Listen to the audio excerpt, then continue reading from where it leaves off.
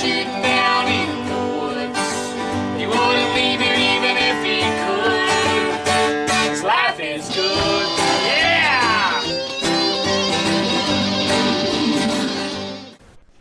Hickok45 here, coming to you from beautiful Middle Tennessee.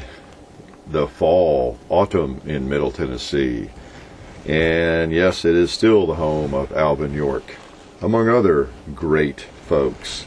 Some wonderful country music, as well as other sorts of music. Lots of personalities in this part of the world, including Gunner. He's pretty much a personality, isn't he, if you've noticed? Yes, we're still here in Tennessee. I'm in the reloading room where it all begins. Well, a lot of it begins anyway. And enjoying that wonderful ambiance. If only you were here. I need some more boxes and ammo and boxes of brass, you name it, magazines, fuse lying around. We try not to keep anything excessively valuable, out here in the shed. Mostly brass and bullets, reloading stuff, odds and ends stuff, but it's a mess in a lot of ways. But then again, it's a nice place to be. Gunner's lying here on the floor, got the heater on. It's a little chilly here tonight, coming to you on an evening, and thought I might chat with you a little bit. Just finished grading a big stack of essays, so I thought I'd celebrate by enjoying a little free time in the reloading room, chatting with you guys. What we're going to talk about, I don't know. Let's see. Oh gosh, I don't know, some recent videos and some guns I'm kind of interested in, maybe a couple of myths, gun of the day perhaps, a little bit about Steve Lee, that crazy Australian, and ammo. I don't know, we'll see what comes up. How's that? Speaking of Gunner, is that dog crazy or what? I mean, some of the stuff he pulls in the videos, of course you should live with him. He's like that every minute of the day. But some of the crazy antics that he pulls in the videos, I don't even know he's doing until after the video, and I take a look at it, and there he is running off with a piece of pumpkin, or grabbing a cinder block, big chunk of cinder block. I don't even know about any of that. All I know is I'm just trying to keep him occupied reasonably well during the video, and he tends to want to hang around and be goofy, but that's typical of a golden retriever. He is the most active one I think I've ever had. I'm hoping he grows out of that before too much longer. He's a case. I just don't remember. I've had golden retrievers since 1975 continuously, and I don't recall one quite as crazy as he is. They're all crazy, and they can all be hyper, but I don't recall any of them being as jumpy and hyper as he is. Man, he's a handful. He's a great dog. He's a lovable puppy, but he's goofy as man, I'll get out. And of course, speaking of goofy, Steve Lee can fall under that category too, can he? So it was good to have Steve Lee back up on the compound a couple of times in the last month. When he first got into the States, and then kind of on his way out, stopped back by. So we had some fun on both of those days. He wanted to do a music video for his channel for the song that we all know and love. So we'll see how that turns out. I think that'll go up on his site sometime in December, he thought. The Life is Good song, which is on his new CD. I don't know if we mentioned that or that. I think he did somewhere. But anyway, he did put that song, the Hickok45 song, we called it earlier, and I think he named it the Life is Good song. And it is on his new CD, recently released. So kind of a interesting song about a really strange person that likes to shoot more ammo than he probably should. And so there will be a video of that apparently before too much longer, I suppose, because they shot for about I don't know, half a day on that up here at the compound. And then when he came back through, we were able to just mess around, do some fun stuff, a little more relaxed, as you saw from what we posted. Steve Lee's just a great guy. We glad we got to know him, and we see him, of course, at Knob Creek and around at the NRA conventions, and and he's been by here several times. So we just kind of have fun, that fits right in with what we do. We're pretty relaxed about most of the things we do, and just kind of enjoy sitting around chatting. Thought you might enjoy that too. Him just strumming some songs on the guitar. He doesn't pretend to be Alan Jackson or anything. He just does what he does, and just a good guy. Great personality. You can tell that. I'm sure it comes through if you understand half of what he's saying. But I don't know if I've ever met anybody who has more zest for life. I mean, he really does. He is always doing something, into something. He's always going 90 miles an hour up here and at home, with so many things going on. Just quite a character, and I'm sure you can tell that.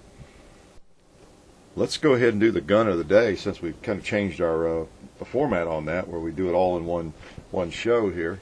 So let me pull it out and get it ready. See what this thing sounds like. Fairly common firearm. I'll give you some extra hints. It is, oh man, a universally known firearm. Gunner playing with, he rolled over on his little rabbit toy. It is a relatively new gun. I haven't had it all that long. Did several videos with it. Fired over 1,000 rounds in video with it, with a lot of testing and such. And it's doing just great. So it's a keeper, and we'll bring it back out a little bit later in the show here, and you can see whether you figure out what it is from my clues and from the sound of it. How's that?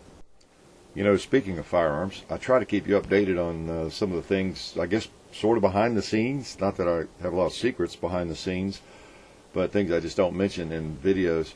Perhaps some of the T&E guns. Let's see, where are we on some of those? Okay, let me kind of update you. I didn't make a list of these, but I did sell the PPS. Maybe I told you that. Great gun. It doesn't replace the Glock 26 for me. It's just that simple. It is not a pocket gun for me. It is a holster gun. Only big advantage in that gun is the thinness in it. It's a great gun. I can see why people like it so much. I'm very fond of it. But the thinness is the only thing it has going for it. Trigger is kind of sharp on my finger, but not a big deal. I could have blunted that down. It just doesn't replace a Glock 26. I guess is kind of what I'm getting at there. But I did sell that, and let's see what else. The SR9C, kind of the same thing. A nice gun, a really nice 9mm. It just doesn't replace the Glock 26 for me. So I kept both those a good while, so we could do several videos with them and give you a good look at them. It's mainly why I bought those, and can't keep everything. And so those are gone. I did acquire the Glock 21 Gen 4. You probably knew I wouldn't let that get back. And sent the 40 caliber Springfield back, the 5.25. Really sweet gun. I think I shot it pretty well, and whenever I messed with it, it's just, again, can't keep them all. Should have sent back the 45, but I didn't. I kept it, the 5.25 and 45. So if I'd probably had all three of those at one time, I guess I might have just chosen the 45 over the other, all three of them, But so now I've got the 5.25 N9 and 5.25 N45 ACP. Two really sweet shooters, and no doubt about it.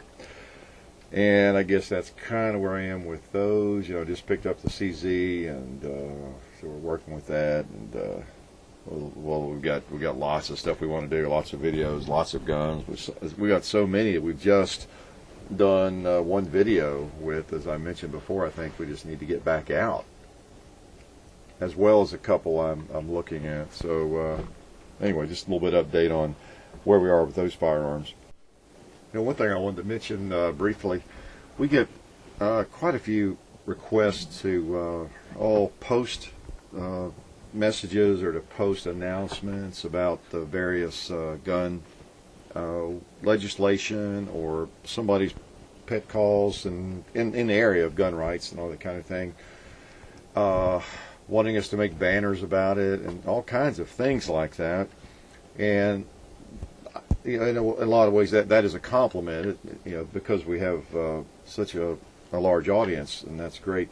That large audience brings lots of good things, and it also brings a few negative things, of course, as we all know, right? And anyway, what I wanted to say about that is we as you have noticed, if you're which you are, or you wouldn't be listening to this, a loyal viewer, we pretty much stick to our guns, right? We stick to the gun videos and the things we do, and we don't really make it a political channel.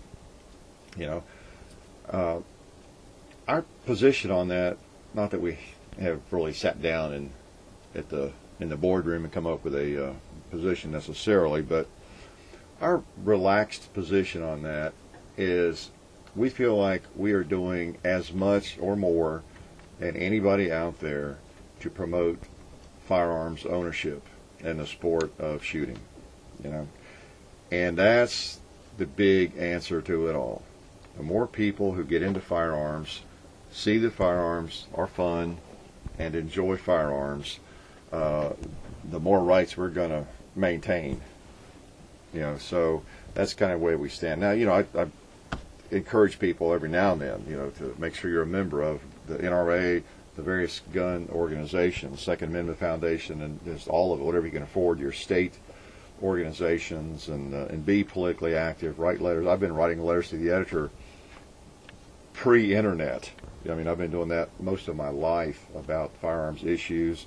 I could drag some of those out. You might enjoy some of those, but so anyway, I've been active in that regard for a long time, and been a member of the NRA forever, and all that. It's just on the channel, we don't do as much of that as some other people. I guess we feel like our place is to do what we do best, and that is encourage gun ownership, really, and the shooting sports.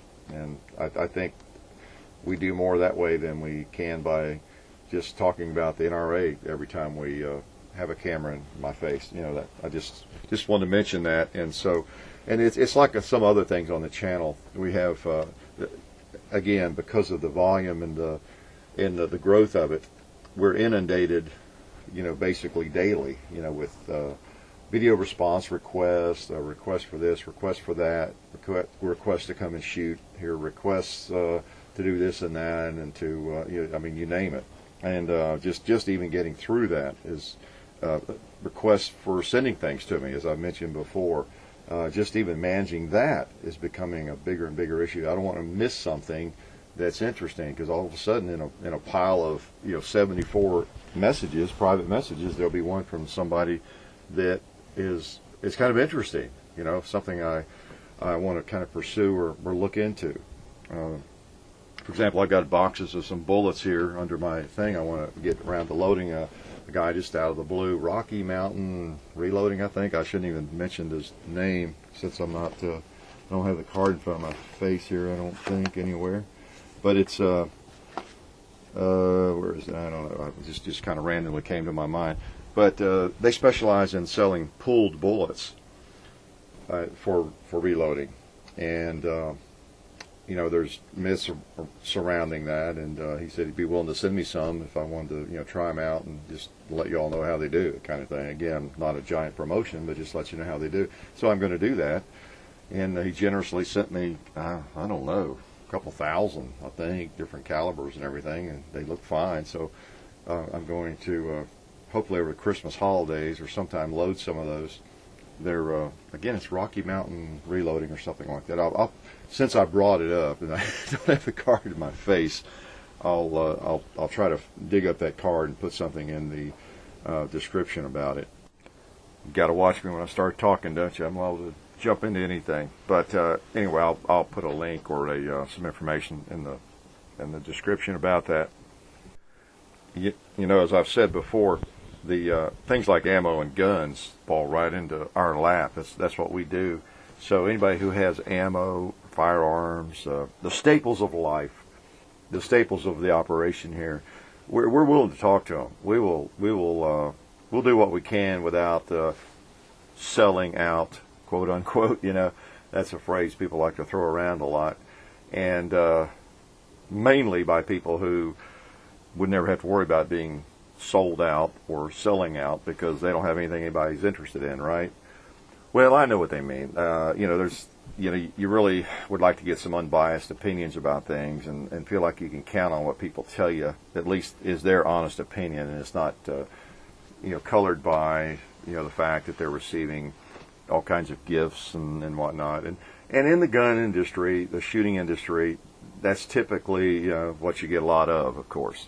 I think I've talked about this too, possibly. All the shows, the Sportsman's Channel, all those shows on TV, the cable shooting shows you think about, I think all of them, I don't know, there's probably some I'm not familiar with, but they're all on there because of advertising. And the firearms that they're using in those shows featuring are usually the advertisers of that show and the sponsors and all that. And so you could look at that a couple of different ways, depends on whether you're a half empty glass sort of person or a half full, glasses half full sort of person.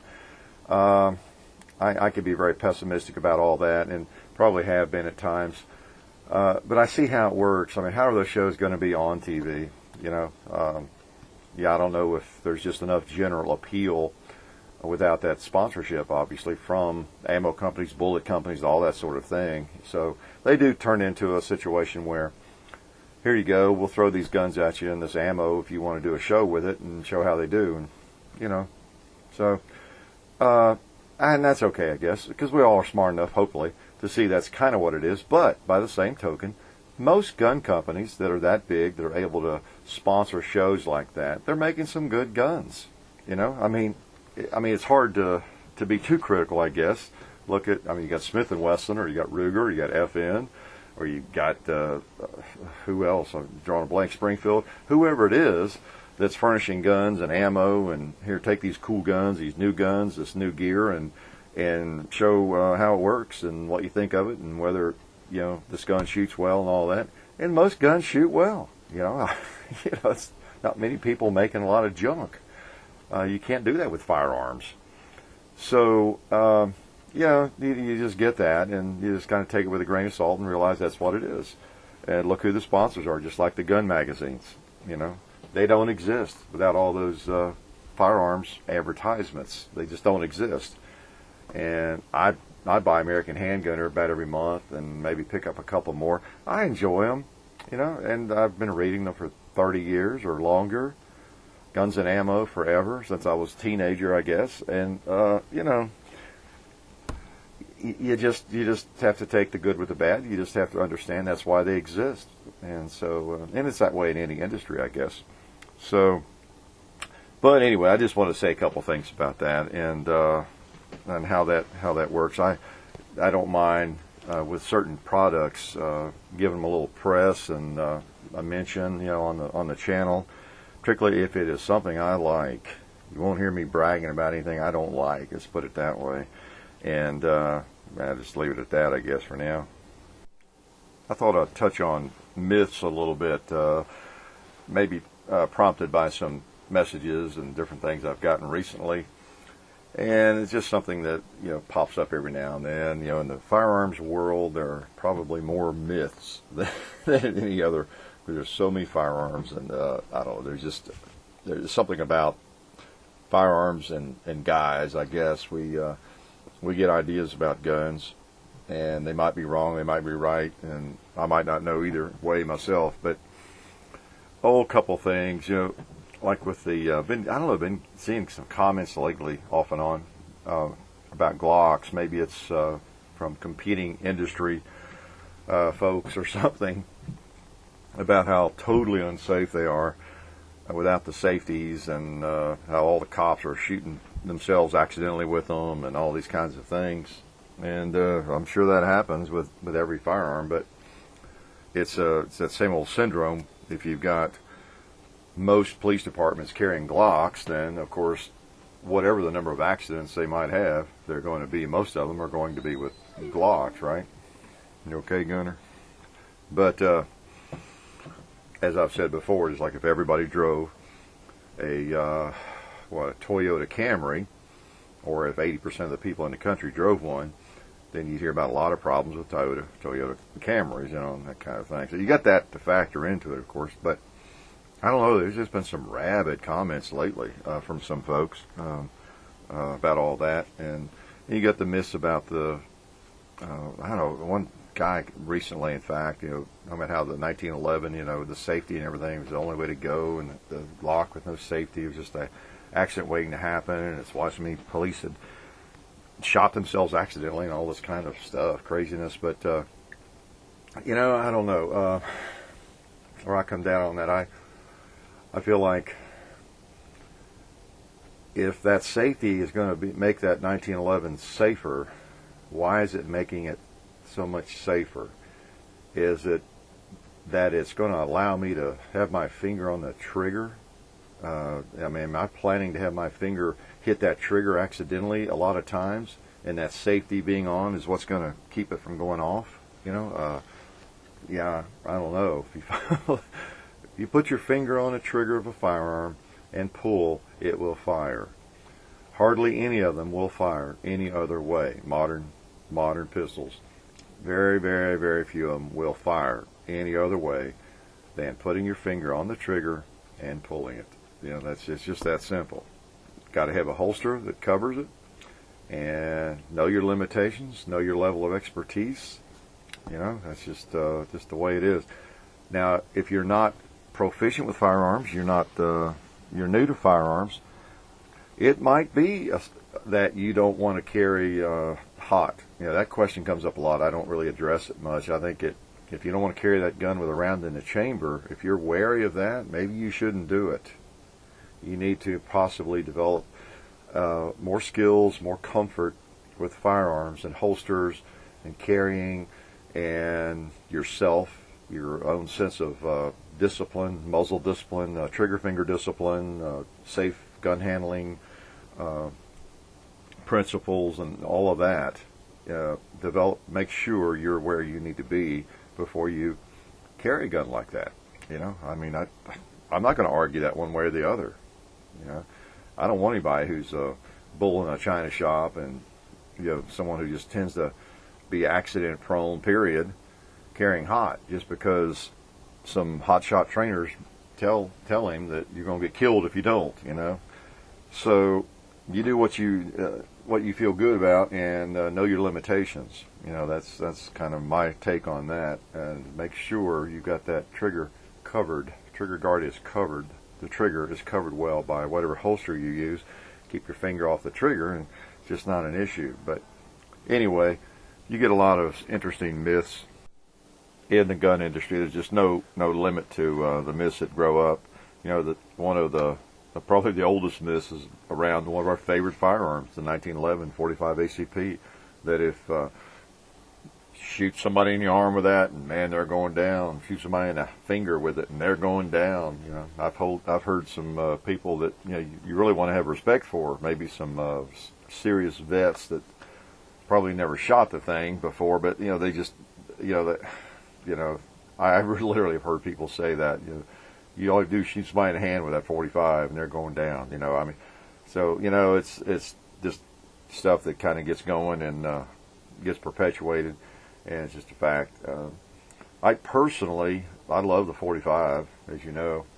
I like the 40 a lot, and I like the 9. I have no problem with any of them. And they're all underpowered when it comes right down to it.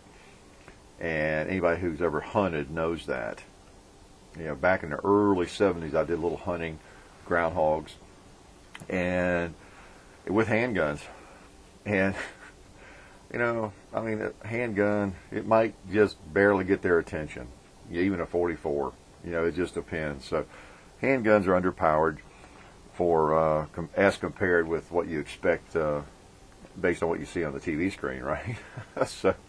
so being able to shoot is so important. And whether it's a 45 or a 9 or a 40, not that big a deal, really. One thing I do have a whole lot of experience with is seeing the various calibers hit things, whether it's steel or a refrigerator or a watermelon or a dirt clod, piece of wood or whatever it is.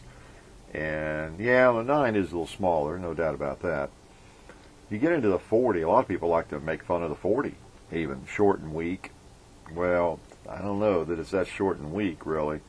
I've seen a lot of 40s hit the same things that 45s hit, and you know, whether it's a board or whatever it is, they hit pretty darn hard. And you know, so I have kind of an instinct and a feel for that just from so much shooting and having shot so many different things, maybe more so than a lot of people even, and you know, I just don't see that much difference. I just really don't. I'll tell you a firearm I'm beginning to get interested in. I don't know, some of y'all might know more about than I do. That wouldn't take much, actually. But I heard Tom Gresham talking with the fellow, I think he was the owner or president or whatever of, I guess, Advanced Armament, at least the division of it that was developing or had developed the 300 AAC Blackout cartridge. That is a very interesting cartridge. I've long been interested in the intermediate rifle cartridge. It's one thing that drew me to the AK. I mean, before I ever owned an AK, long before that, I was fascinated with that round. We used to call it the Russian round. I've caught some flack for calling it that, even in a video, I think in the last couple of years or something. I don't know what it was. Maybe back in the 70s or 80s. That was the only round I knew about. I didn't know about the big boy, the Mosin shoots and everything. I don't know why. Maybe there weren't any of them around. I don't know. I didn't even know about a Mosin in the 70s, or the 80s, really. But we used to call it just the Russian round. That was a 7.62 by 39. But I've always liked that cartridge. That's just cool. It's just the right size for, especially for what I do. You know, I mean, it's essentially a 30-30. You know, it's not like it's a weak sister necessarily. It's not a 308 or a 30-06. But it's a 30 caliber, and it's an effective little round. So, you know, you don't get an excessive recoil, but you've got some pretty nice punch there. And it's a short cartridge. You know, you got some smaller guns chambered for it. It's just a pretty neat little round. I still really like it. Well, I've been looking over the years, last 2 or 3 years, thinking, it'd be kind of neat to have an AR that fired that. But, you know, I discovered that not many people make them or talk very highly of them because of the magazine reliability. I discovered is one issue.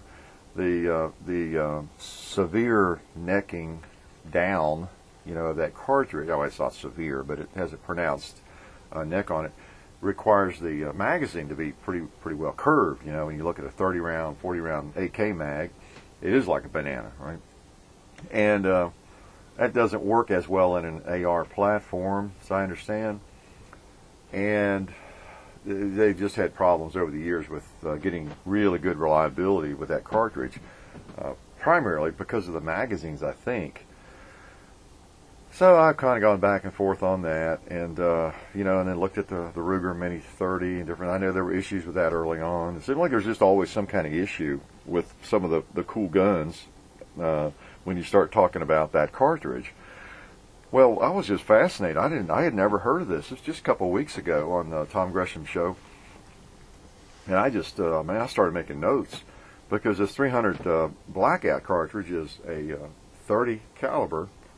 I believe it shoots the same diameter bullet as the 308, the 30-06, which makes it a little bit more mainstream. But the big advantage is it shoots the same. It uses the same case, basically, same case head as the 223. It's just not necked down as much, and it fits in the same magazines as the 223, 5.56. So all you have to do is switch out the barrel and shoot, kind of like a 357 SIG, you know, in a Glock. You know, basically all you need is the barrel. You know, so that's pretty neat. Now you generally probably just buy an upper, but that is something I'm going to be looking into. I wouldn't mind having one of those. They're kind of pricey. I haven't seen any of them very reasonably priced. And the ammo, obviously, is more expensive. But from what they were talking about, this fellow with Advanced Armament, the less expensive ammo was going to be on the way. So we'll see. That looks like a cartridge to me that could take off. It really does. You know, so many of these things, the 6.8 or whatever, that people talk about it for years and it never really takes off. My guess is this 300 Blackout is one that could become pretty popular.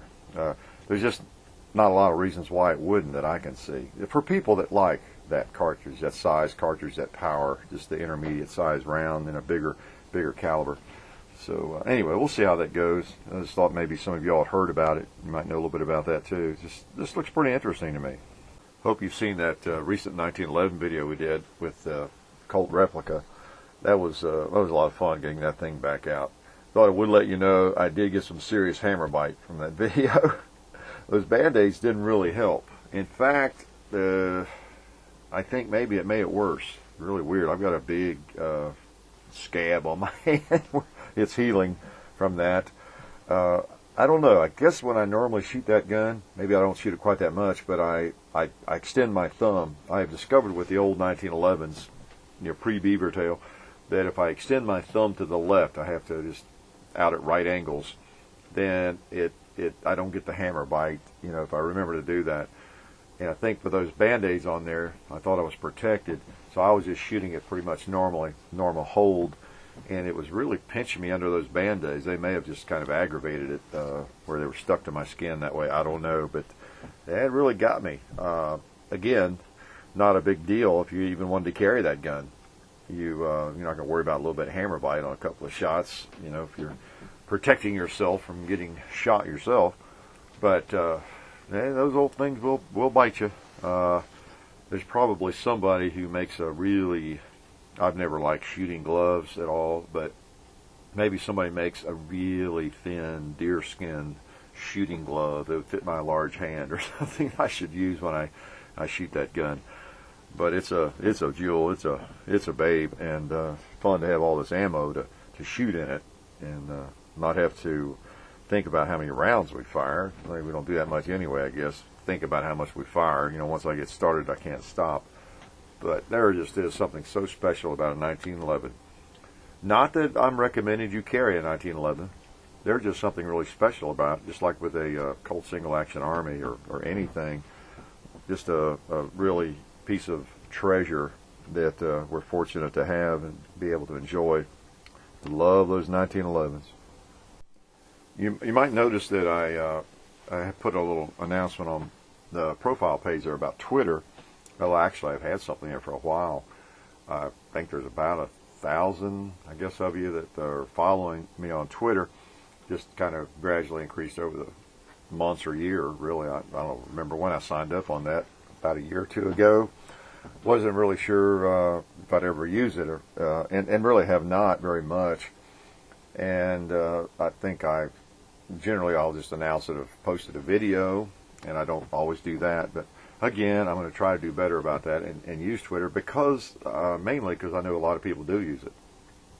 And I asked for suggestions on there and got some good ones. People wanted me to put links to videos and different things. I didn't even know you could put a link in a Twitter comment. I couldn't even find messages on there. I didn't know how to find them. And I think I figured that one out. But again, I have to go to YouTube to chat with people, really. That's the primary source right there. If you have a question, I need it on the channel, a private message. And I can't go everywhere, and I barely can keep up with the channel with the questions that I'm able to answer or address as it is. But yeah, you never know, I might answer one, but it's just kind of random. It's kind of like comments. You can ask questions in comments all day long here and there, and you may never hear from me, but then you might sometime randomly. Like I say on the profile, it needs to be a private message, and again, that's not because it's any big secret. It's just that it's just easier to deal with. I can go down through there, hit reply, and type something in answer, and move on to the next one. Where it's not as easy to do in other places. But so keep that in mind. I know you do. I'll bop into some other forum. Just the other day I went to the Firing Line or the Glock Talk around different places. I had a message or two there. Somewhere I went recently, there was a message that had been hanging there for a month to me about something. A private message. I just can't get to all the forums. I'm a member of probably 20 of those things here and there. I've always been around the forums, but someone will see that I made a comment there, and they'll send me a message, but I don't know about it and don't really have time to go around to all those. Definitely. I might answer it. I might show up and answer it, but just don't count on that. I'm not being rude. Well, maybe I am rude. No, I just can't do that. But Twitter's kind of interesting. I'm trying to understand it better, and it might be a useful tool for all of us to, just chat is kind of interesting. You just write, a short comment, and but I might just pop something on there that's on my mind, or kind of like the radio show. It's an easy place to open up and write something, that's for certain. So I don't know what, but if you have further suggestions there, let me know, things you want to hear about. But I'm not one of those guys that's going to be posting on there, well, I just went to the drugstore and I'm headed to the house now. For one thing, I don't even have a smartphone. I still carry a dumb phone around, mainly because I have to have broadband for uploading videos and things. I've got one of the 10 gig broadband cards with Verizon that's fairly pricey, and can't seem to really combine that with a phone the way you'd think you could, at least yet. I've chatted with people at Verizon. I wouldn't mind having a smartphone, but the data plans and all that are all on top of what I'm paying for this card, this broadband card and everything. So any kind of smartphone I might want to get, I'm in $250 a month just to have a smartphone, and in addition to my broadband card, and they got overlap that I really don't need and all that sort of thing. So the videos and being able to upload videos and communicate and keep up with the messages and all that with the car is more important than the phone. And I just don't see myself doing a lot of communicating on the phone, the little bitty keyboards and everything. I can text a little bit because I've got a keyboard on my dumb phone, but I don't know. I've played one of those in the shops, browsing the web and going to the YouTube channel and seeing if I could answer a mail and all that. I don't know. It's so slow. That's the biggest thing. It's so slow. I can move through. One reason you do see more comments from me, maybe than you do some other YouTubers that are equal in size, is I can type very fast. I just can. I can't think very fast, but I can type pretty fast, about 100 words a minute, and I can type. What can I say? I'd have made somebody a good secretary, right? And that helps. But it frustrates me to lose that, to pick up a phone and start pecking with one finger, and all that. And I can't do the texting thing like John or some other people can, speed text or anything. I have to have a regular keyboard. I'm kind of slow on that actually, but enough to get by. Just stay in touch with a few people. But anyway, the saga of technology and Hickok45. But I'm not sure I even got off on all that. But I guess I ought to wrap up and talk to you all later. It's kind of fun to come out and do this every now and then. And maybe this winter I'll do it more often. I don't know. Depends on whether I have anything to say or not. Of course, that's never stopped me from saying it, has it? So you guys take care, and I hope that you have an opportunity to shoot some, even in this cold weather.